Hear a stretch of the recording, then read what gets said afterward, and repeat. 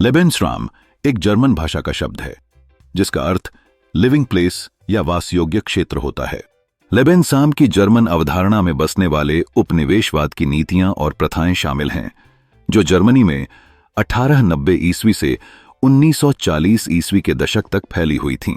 लेबेंसराम एक जर्मन शब्द जिसका अर्थ लिविंग प्लेस है न केवल भौतिक स्थान का निरूपण करता है बल्कि उस व्यापक विचार का भी प्रतिनिधित्व करता है जिसमें उपनिवेशवादी नीतियों का समावेश है।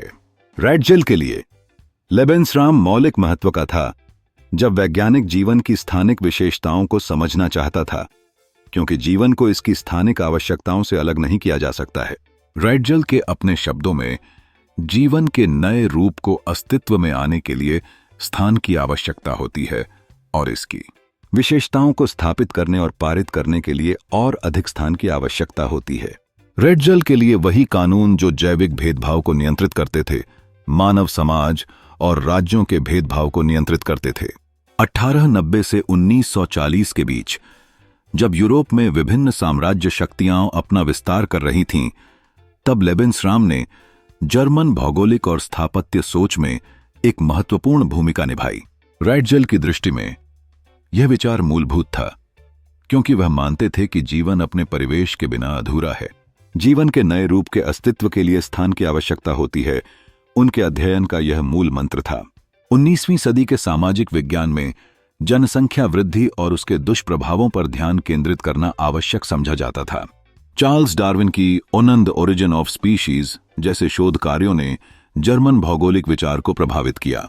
19वीं शताब्दी के उत्तरार्ध के दौरान जर्मन भौगोलिक सोच को प्रभावित करने वाली और कुछ हद तक प्रभावित करने वाली प्रमुख घटना चार्ल्स डार्विन की on the origin of species by means of natural selection या preservation of favoured race in the struggle for life का प्रकाशन था। इसमें जैविक भेदभाव के सिद्धांतों को मानव समाज के प्रतिमानों के साथ जोड़ने का प्रयास किया गया। इससे पता चलता है कि किस प्रकार मानव अस्तित्व प्रकृति के नियमों से प्रभावित होता है। यूक्रेन और दक्षिणी रूस जैसे संपन्न क्षेत्रों पर कब्जा करने की खोज में नाजी आक्रमण ने व्यापक भू राजनीतिक संकट उत्पन्न किया। जर्मनी ने इन क्षेत्रों को अपने लिए बेशकीमती संपत्ति मान लिया था जो उन्हें सैन्य सामग्री और कच्चे माल की आपूर्ति कर सकता था। यह न केवल द्वितीय विश्व युद्ध की विस्तारवादी प्रवृत्तियों को प्रेरित कर रहा था बल्कि आंतरिक असंतोष भी उत्पन्न कर रहा था। इतिहास में रूस के खिलाफ यह सबसे बड़ा सैन्य अभियान था। उन्होंने कल्पना की थी कि यूक्रेन और दक्षिणी रूस की अत्यधिक उत्पादक भूमि और बाकू के तेल क्षेत्रों सहित सोवियत संघ पर यदि कब्जा कर लिया गया तो यह क्षेत्र जर्मनी को बेशकीमती संपत्ति प्रदान करेगा और भविष्य में जर्मन सामानों के लिए एक बंदी बाजार बन जाएगा। ठीक वैसे ही जैसे ब्रिटेन के लिए भारत से बेशकीमती संपत्ति लूटी गई, कच्चे माल की आपूर्ति करके तैयार माल को यहां खपाया गया। प्रथम विश्व युद्ध जैसी स्थिति में अनाज और सैन्य आपूर्ति का स्रोत साबित हुआ। इस नाजी आक्रमण ने खराब तरीके से तैयार सोवियतों को एकदम से चौंका दिया, जिससे उन्हें ब्रिटेन, उनके पुराने प्रतिद्वंद्वी और संयुक्त राज्य अमेरिका के साथ एक और अप्राकृतिक गठबंधन में धकेल दिया गया, जो प्रथम विश्व युद्ध के बाद अलगाववाद पर वापस आ गया था। ब्रिटेन ने यूएसएसआर को गहरे संदेह के साथ देखा था, जबकि संयुक्त राज्य अमेरिका ने यूरोपीय साम्राज्यवाद और सैन्यवादी गठबंधनों के लिए रूस के प्रति एक सामान्य तिरस्कार का भाव रखा था। ब्रिटेन और संयुक्त राज्य अमेरिका को अक्सर प्राकृतिक सहयोगी के रूप में देखा जाता है, लेकिन उनके विशेष संबंध हमेशा उतने दृढ़ नहीं थे। प्रथम विश्व युद्ध के बाद संयुक्त राज्य अमेरिका सबसे बड़ी वित्तीय शक्ति के रूप में उभरा था और रोअरिंग ट्वेंटीज़ के दौरान अभूतपूर्व आर्थिक उछाल देखा था, जिससे ब्रिटेन के वैश्विक आधिपत्य का धीरे धीरे क्षरण हुआ था।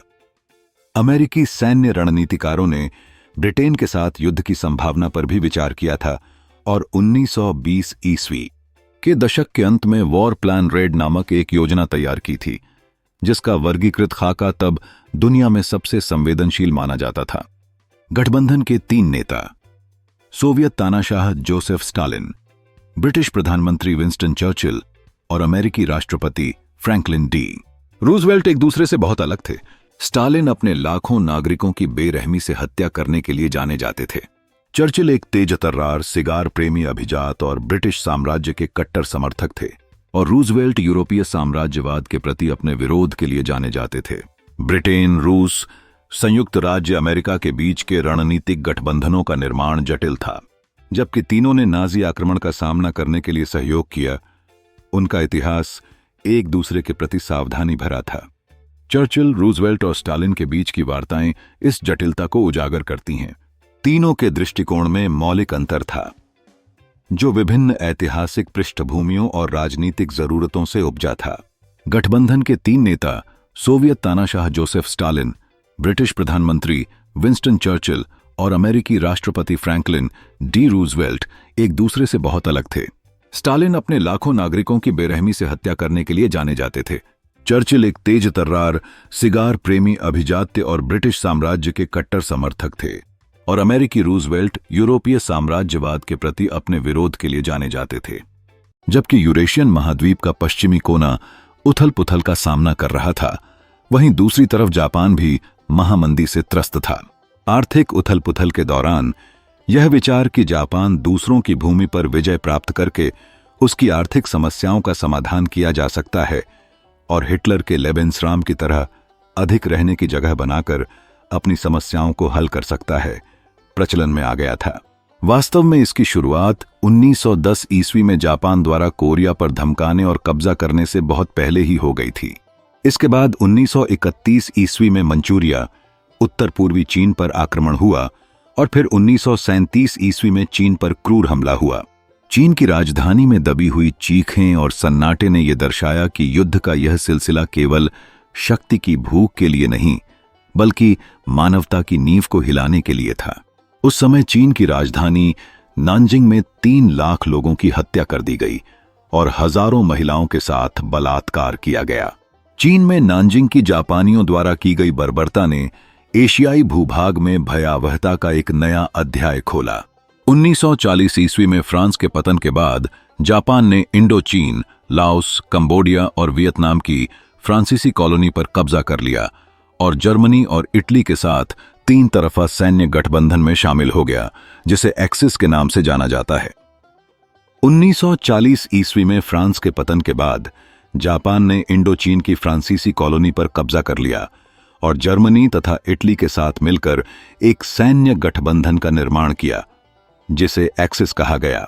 जब संयुक्त राज्य अमेरिका ने जापान पर अपने आक्रमण को रोकने के लिए तेल और इस्पात निर्यात पर प्रतिबंध के रूप में आर्थिक प्रतिबंध लगाया, तो जापानियों ने 7 दिसंबर 1941 ईस्वी को हवाई के पर्ल हार्बर में अमेरिकी नौसेना के बेड़े पर 353 विमानों से हमला किया, जिसमें 2400 से अधिक अमेरिकी लोग मारे गए।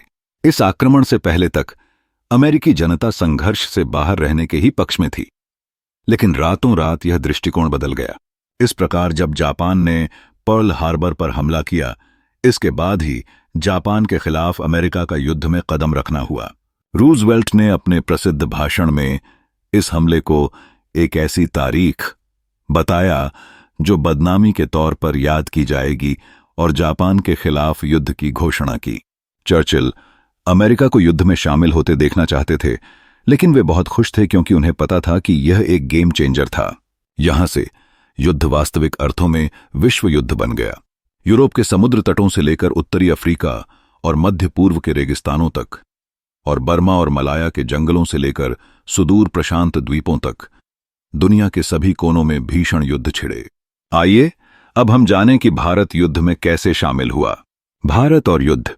जिस दिन ब्रिटेन ने जर्मनी के खिलाफ युद्ध की घोषणा की, भारत के ब्रिटिश वायसराय लॉर्ड लिनलिथगो ने एक रेडियो प्रसारण पर घोषणा की कि भारत भी युद्ध में शामिल हो गया है। उन्होंने किसी भी भारतीय नेता से परामर्श किए बिना यह निर्णय लिया था। भारतीय राष्ट्रीय कांग्रेस के नेता पंडित जवाहरलाल नेहरू शुरू में इस एकतरफा निर्णय से नाराज थे। महात्मा गांधी अंग्रेजों को केवल अहिंसक समर्थन प्रदान करने के पक्ष में थे, लेकिन कई भारतीय रियासतों के शासकों ने इस घोषणा को ब्रिटिश क्राउन के प्रति अपनी वफादारी दिखाने के अवसर के रूप में देखा और उदार धन और समर्थन की अपनी ओर से पेशकश की। मुस्लिम लीग के नेता मोहम्मद अली जिन्ना ने इसे अंग्रेजों के साथ सहयोग करने और पाकिस्तान के अलग राज्य के निर्माण के अपने उद्देश्य को आगे बढ़ाने के अवसर के रूप में देखा। उस समय ब्रिटिश इंडिया आर्मी में 43,000 ब्रिटिश सैनिक और 1,30,000 भारतीय सैनिक शामिल थे और युद्ध के लिए आगे की भर्ती शुरू हो गई थी।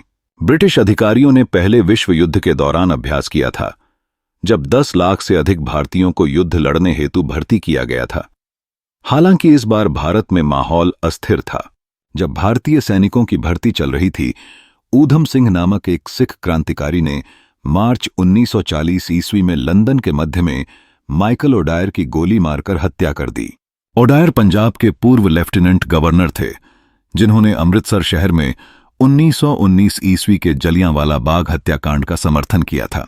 इस हत्या ने एक महत्वपूर्ण समय में त्रासदी की यादें वापस ला दीं, खासकर जब ब्रिटिश भारतीय सेना में भर्ती होने वाले पुरुषों का अनुपातहीन हिस्सा पंजाब से था।